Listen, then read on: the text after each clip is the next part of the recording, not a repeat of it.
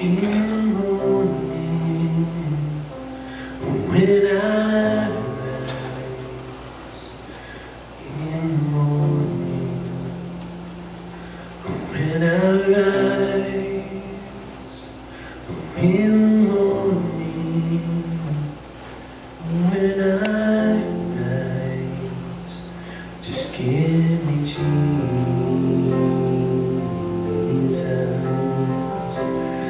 Give me Jesus.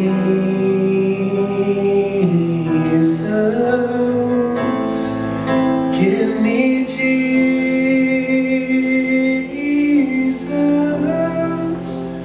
You can have all of this. Just give me Jesus.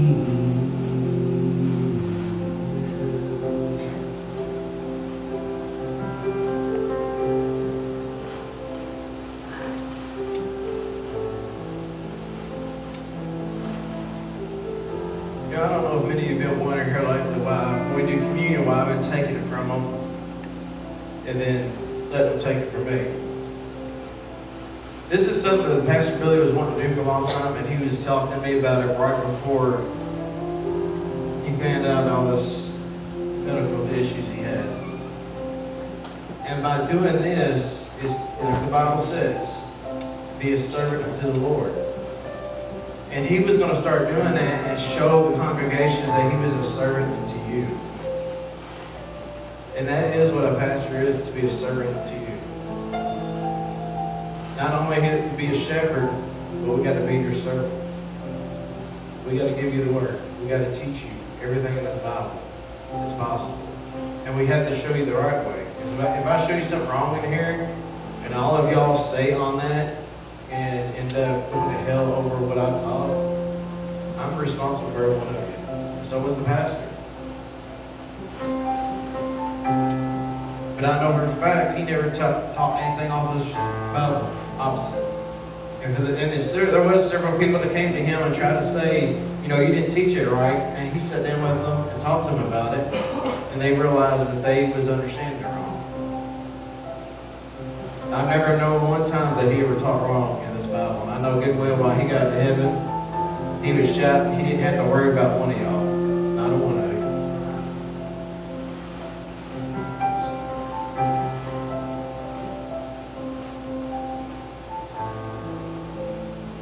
When he had given thanks, he brake it and said, take ye.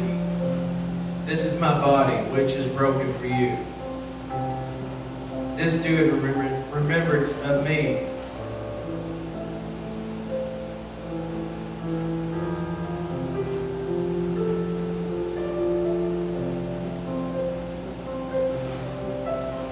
After the same manner also he took up the cup. When he had, some say, this cup is the New Testament in my blood. This do ye, as often as you drink it, in remembrance of me.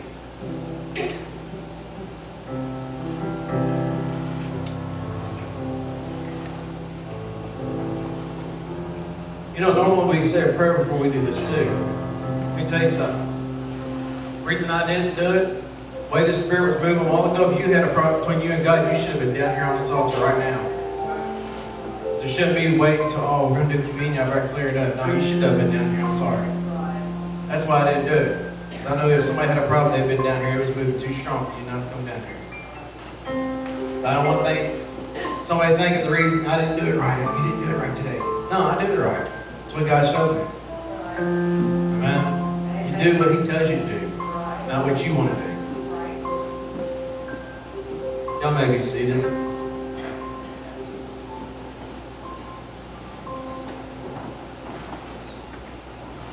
Classes, y'all go on down for the ones who's having class and the youth. Jana, are you taking your class down today? All right, y'all go ahead and go down, little ones. And youth. I should say little ones, all here. Oh, are you? I thought you was, sorry.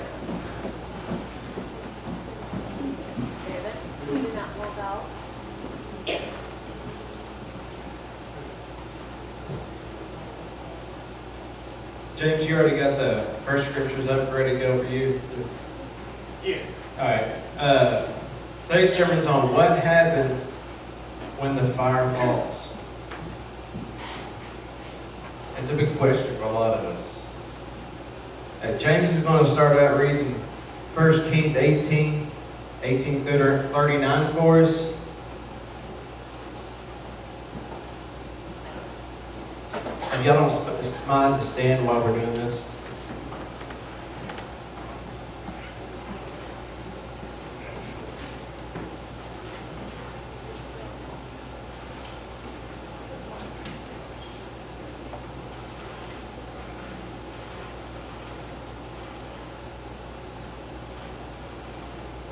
I have not made trouble for Israel, Elijah replied, but you and your father's family have. You have abandoned the Lord's command and have followed the Baals. Now summon the people from all over Israel to meet me on Mount Carmel, and bring the 450 prophets of Baal and the 400 prophets of Asherah who eat at Jezebel's table. So Ahab sent word throughout all Israel and assembled the prophets on Mount Carmel. Elijah went before the people and said, how long will you waver between two opinions? If the Lord is God, follow him. And if Baal is God, follow him. But the people said nothing. Then Elijah said to them, I am the only one of the Lord's prophets left. But Baal has 450 prophets. Get 2 bulls for us. Let Baal's prophets choose one for themselves, and let them cut into pieces and put it on the wood, but not set fire to it. I will prepare the other bull, and put it on the wood, and not set fire to it. Then you call upon the name of your God, and I will call on the name of the Lord. The God who answers by fire, he is God. Then all the people said, what you say is good. Elijah said to the prophets of Baal, choose one of the bulls, prepare it first. Since there are so many of you, call on the name of your God, but do not light the fire. So they took the bull that was given to them and prepared it. Then they called on the name of Baal from morning until noon. Baal, answer us, they shouted. But there was no response. No one answered. And they danced around the altar they had made. At noon, Elijah began to taunt them. Shout louder, he said. Surely he is God. Perhaps he is deep in thought, or busy, or traveling. Maybe he is sleeping and must be awakened. So they shouted louder and slashed themselves with swords and spears, as was their custom, until their blood flowed. Midday passed, and they continued their frantic prophesying until the time for the evening sacrifice. But there was no response. No one answered. No one paid attention. Then Elijah said to all the people, come here to me. They came to him and repaired the altar of the Lord, which had been torn down. Elijah took 12 stones, one for each of the tribes descended from Jacob, to whom the word of the Lord had come, saying, your name shall be Israel. With the stones he built an altar in the name of the Lord. He dug a trench round it large enough to hold 2 seahs of seed. He arranged the wood, cut the bull into pieces, and laid it on the wood. Then he said to them, fill 4 jars with water, and pour it on the offering and on the wood. Do it again, he said, and they did it again.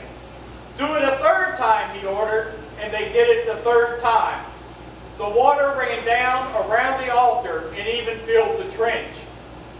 At the time of sacrifice, the prophet Elijah stepped forward and prayed, Lord, the God of Abraham, Isaac, and Israel, let it be known today that you are God in Israel, and that I am your servant, and have done all the things at your command. Answer me, Lord. Answer me so these people will know that you, Lord, are God, and that you are turning their hearts back again. Then the fire of the Lord fell and burned up the sacrifice, the wood, the stones, and the soil. and also licked up the water in the trench. When the people saw this, they fell prostrate and cried, "The Lord, He is God! The Lord, He is God!" Dear Heavenly Father, we come to you this morning, Lord God. I ask you to touch my mind, Lord, my lips. Lord, let your wisdom come through me, Lord God. As I get up here and try to preach a sermon to these people, Lord. Let it enter their hearts, Lord. Enter their minds, Lord, where they're able to use this, Lord. Use it in their life, Lord. Let them be able to touch other people with this word, Lord God, because the only way they can understand it is through you. There's no way in the world any person can read this Bible and understand it being in a fleshly mind. They have to be in a spiritual mind, Lord. So I ask you to touch each and every one of us this morning, Lord God. In Jesus' name, amen. You know, a life well lived is a sacrifice unto the Lord. When He sees an acceptable sacrifice, He sends His fire. What is His fire? It is His presence, His acceptance. It guides us and directs us well. We'll never be perfect. It's impossible to be perfect. There's not one person in here that's perfect. Only one person that may think he's perfect is Jerry. He's the only one. He's not perfect. I'm going to tell you now. Okay? Really? Yes, he says that he's perfect. I didn't know that. And the Bible says it's not perfect. Only God is perfect. Okay. But we can be transformed. Stop living in ashes and let the fire fall. Amen? We're going to go to Romans 12, 1 and 2. Wow, I got really hot all of a sudden. That could be in a good way. Yeah, there we go. Angel, if you only heard the stories your husband was saying Saturday morning, I'm just going to leave it at that. And he was talking about you. He did say he wore the pants in the family, except when you were home.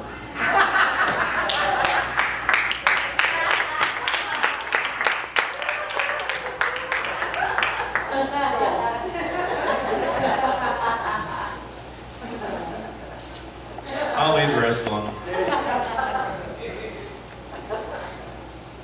Y'all gonna have great conversations when y'all get home at church today.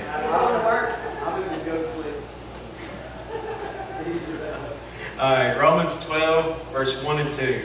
I beseech you, therefore, brethren, by the miracles of God, that ye present your bodies a living sacrifice, holy and acceptable unto God, which is your responsible servants. Amen. And be not conformed to this word, but be transformed by the renewing of your mind, that ye may prove what is that good and acceptable and perfect will of God.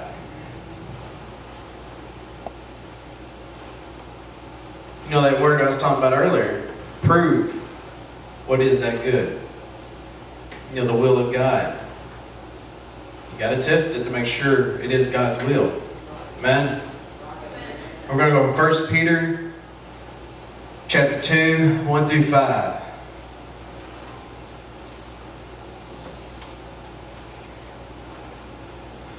Wherefore, laying aside all malice, and all guilt, and hypocrisy, and envies, and all evil speakings, as newborn babes desire the sincere milk of the word, that ye may grow thereby. If so be ye have tasted that the Lord is gracious, to whom coming as unto a living stone, disallowed indeed of men, but chosen of God and precious. Ye also, as lively stones, are built up a spiritual house, a holy priesthood, to offer up to spiritual sacrifices acceptable to God by Jesus Christ. Amen. As the scripture says in verse 2, some of y'all are like newborn babies, okay? On spiritual milk still. You know, when you first get saved, you're on the milk. But a lot of Christians seem not to ever get off the milk and get into the meat of the word. You really don't. Because you keep finding fault in everything that's going on and you don't read the Word to eventually get a hold of the right part of it. I don't know why I threw that in there. It wasn't even in the notes. That was a little bonus for all y'all. We stay on it as long as we all are doing like verse 1. Laying aside all, and everyone say all, malice, all guilt, which means deceit, okay? And hypocrite, there you go. And envy, and all evil speaking. Y'all wonder what evil speaking means? That means none of that little nasty talk, okay? Exactly. And none of these sitting around at work, you know, this guy's telling a dirty joke about women, and you sit right in there in on it, and you laugh about it. Well, you might as well join in and say something about it. If you're going to sit in there and laugh about their jokes, there's no difference in you telling the joke. I'm sorry. And I got another good one. I'm going to throw it out there anyways. I wasn't aiming to. A lot of people are taking a lot of words these days and replacing them as curse words. You know, I heard this one for a long time and I always thought it was just shut your mouth, okay? Well, now they've changed the meaning of it, okay? The kids have. I ain't saying our kids has done this, okay? I'm not saying y'all did it, and I ain't heard one of y'all say it. I heard this, I don't even remember where I was at now. But they decided to change, shut the F up, okay? I ain't gonna say the word. It's to shut the front door. And I always, growing up, when you said that, it meant just shut your mouth, okay? Well, now, things have changed since I was little. And a whole lot, apparently, okay? So if I hear anybody you saying anything like that, it ain't gonna be good. Because usually they always use the word freak in place of it. That's what I heard growing up. Freak, I'm sorry. No, that's what I heard growing up in place of it. And even though I didn't hear you say the real word, but every time somebody would say that, it just give me cold chills. Like, really? You really went there? That's just a piece of chocolate. Exactly. But you know, God, any way you use it, you still can't fool God. It doesn't matter what way you're going to use any kind of word. God knows what you really meant. He's out of the abundance of your heart, your mouth speaks. Whatever comes out of your mouth, that's what's in your heart. And if your heart ain't 100% on God, it's going to show what comes out of your mouth. So you kids, watch what you do at school. You go up to some kid and you get mad at him and you said that to him, you might as well just say the whole word. You know, there's no reason to hold back from saying it if you're going to say that.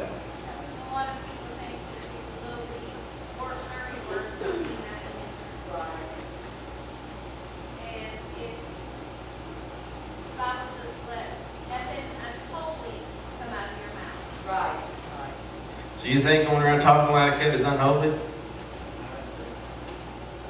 You know, any little sin will send you to hell. Any sin.